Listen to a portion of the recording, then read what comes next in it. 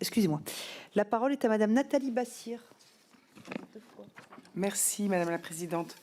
Je voudrais vraiment vous remercier pour vos interventions respectives, mais également pour votre engagement auprès des enfants et des parents qui peuvent se retrouver vraiment bien souvent perdus, seuls, et qui ont besoin de soutien et vraiment d'une dynamique à côté. Et merci au groupe GDR pour cette question, pour ce débat proposé. Vous sembliez regretter le fait que l'AESH n'ait pas de lien direct avec les parents.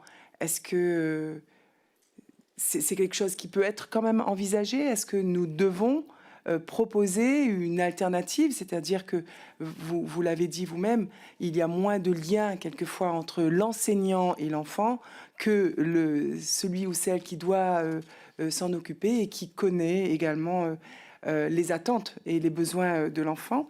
Donc, c'est ma première question.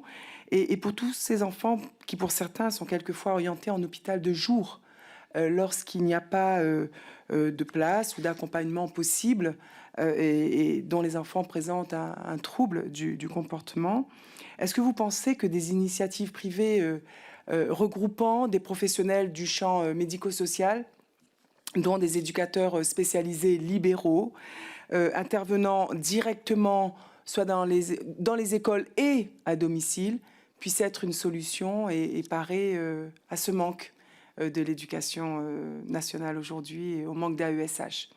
Je vous remercie. Je vous remercie. Madame Battu, allez-y. Alors, je pense que enfin, il faut remettre à plat la façon de fonctionner. Il n'est pas forcément une bonne chose que les parents soient sollicités tous les jours, parce que ça arrive. Hein. Quand il y a un problème à l'école, on appelle le parent, venez chercher votre enfant. Donc ça, évidemment, c'est la pire des façons de communiquer. Donc c'est plutôt quand même comment on collabore pour faire des points régulièrement. Hein. C'est comment on communique ensemble. Donc c'est pour ça que je regrettais cette absence de relation. En fait, c'est lié à la façon dont est construit le rôle de l'AESH, qui est construit comme de la compensation, c'est-à-dire c'est comme une béquille. Ça n'est pas de l'accessibilité. Je voudrais vraiment insister sur le fait que quand on réfléchit à ce qu'est l'accessibilité, on voit bien que c'est pas juste d'être à côté pour répéter. C'est vraiment autre chose, c'est repenser comment on accompagne l'enfant avec effectivement des éducateurs, des accompagnants. C'est tout un ensemble de choses. Et on ne sépare pas l'enfant selon qu'il est à la cantine ou à la cour de récréation. Voilà. Donc ça, c'est ma première réponse. Pour les libéraux, j'ai envie de dire, hélas, quand il n'y a aucune possibilité dans le public, de toute façon, voilà. On construit des choses, par exemple, à Gentilly, à côté de chez moi, on a construit une maison gentiléenne pour accueillir, avec l'aide de la mairie, pour accueillir les enfants déscolarisés qui n'ont rien à faire de toute la journée. Hein, et donc, il y a des professionnels du libéral qui sont là.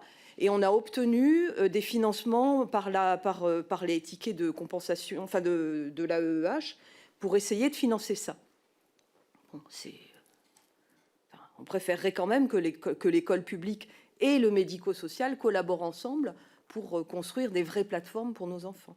Qu'il y ait des places de CESAD, par exemple. Hein, bon, donc voilà. Je vous remercie. Allez-y, Madame Sarrazin. Oui. Sur le lien AESH parents, je pense que si on replace l'enfant au centre du projet, il faut absolument que l'ensemble des acteurs puissent communiquer. Alors, pas tous les jours pour faire un bilan, mais peut-être à certains moments clés de l'année, 1-2 fois par an, avec l'enseignante référente ou l'enseignant référent, pour pouvoir discuter et mieux prendre en compte les besoins de l'élève. Ça me paraît être la base. Et ensuite, pour l'aspect éducateurs libéraux, je pense que c'est aussi un projet de société. Est-ce que la société est prête à faire les efforts nécessaires pour accueillir l'ensemble des élèves et leur assurer le droit à l'éducation. Si la réponse est oui, dès lors, alors ça doit être avec des accompagnants d'élèves en situation de handicap qui sont formés par l'éducation nationale et qui sont reconnus comme tels.